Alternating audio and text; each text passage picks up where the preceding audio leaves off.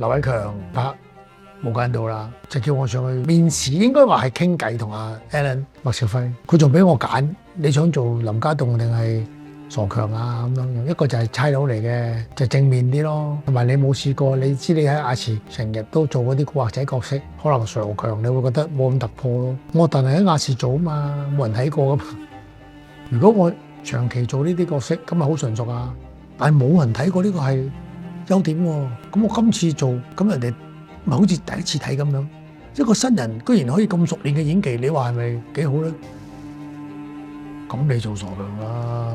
有場戲咧就講阿梁朝偉喺天台，佢個上司掟咗落嚟，咁然之後咧就俾佢條僆阿傻強就掹咗佢上車，就上咗飛鵝山，跟住死埋。咁當時梁朝偉覺得呢場戲咧係唔需要拍，咁我就企咗喺佢後面。咁我心諗喂大佬，我係覺得成部戲嗰場戲真係即係一個人即係演鳩曬咁滯咯。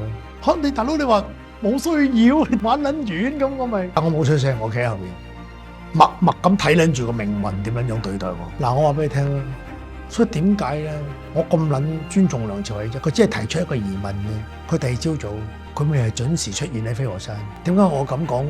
因為換轉係第二個，你撚想啊！即係個男主角或者一個女主角啊，個權力有幾大你都唔撚知，咁你咪唔嚟咯，好撚奇！我同你講咗噶啦嘛，我話都話冇呢場噶啦嘛，我哋仲要拍過你真係，係嘛？佢可以咁噶嘛，係嘛？你換咗佢第二個，你撚想啊！我話俾你聽。